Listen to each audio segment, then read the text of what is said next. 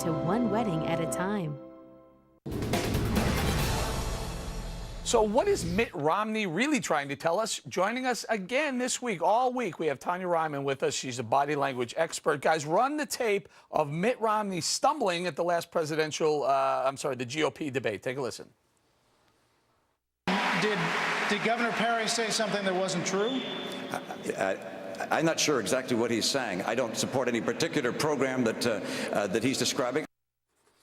And the reason why he was stumbling, in my opinion, was because Rick Perry asked him about the race to the top issue, which he had already said. Arnie Duncan, who is Secretary of Education, he had already praised Arnie Duncan for his race to the top. And then Rick Perry in the debate said, hey, you know, you're trashing on the Department of Education, but you've praised him in the past. He didn't know where to go with it. Tell me about that response. Well, look, see the emphatic eyebrows. He feels the nervousness, and he starts off with shoulder shrugs. Whenever you have a shoulder shrug, you're telling someone, yeah, this isn't right. I'm not sure about this. So he starts off with that, and then the stuttering doesn't help. So he's usually pretty smooth and on tact and on goal. So when you hear him stutter, you have to question it. What do you think, Tonya? Is it, you can still stutter and not be hiding anything, right? Oh, sure. It comes across as an accident. But if he knows he's being truthful, the best thing to do is take a moment, take a few seconds, pause, and then address the question, as opposed to going, you know, then you look like... I don't know what he's talking about. Right. How can you not know what he's talking about? Exactly. It was right there in plain sight. So, yeah, when he did the first shoulder shrug and then the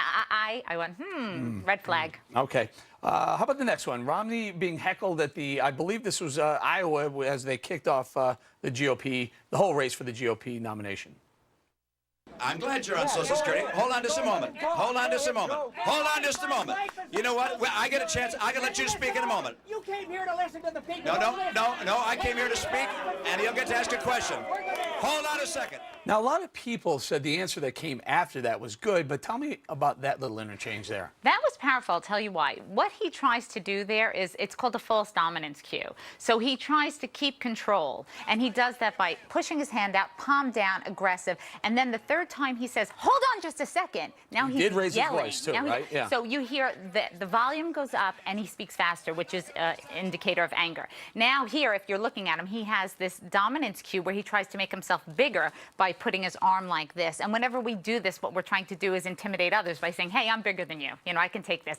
The funny thing about this was he failed because at the end of this, he's saying, I'll answer you, I'll answer you, I'll answer you. And then finally someone jumps in and yells at the heckler, and he goes, no, let him speak, as if he's in control when he is absolutely not. Tonya, before we run out of show here, I do this a lot on the very shows. I notice I do. I even feel I'm doing it when I'm doing it. I don't know what does that mean? Well, it depends upon what the context is. But when you're doing... I'm usually fighting with Bob Beckel. Ah, okay. Well, then it's territoriality. What you're doing is you're keeping your territory and you're making your point. Palms down or aggressive. You're saying, hey, this is me. That's it. That's it. That's it. And that's Tonya Reiman. We're going to see you again Friday. And guess who we're going to analyze Friday? I'm thinking Obama. President Obama. That's it for everybody. We'll see you again, not tomorrow night, Friday night. Good night, everybody.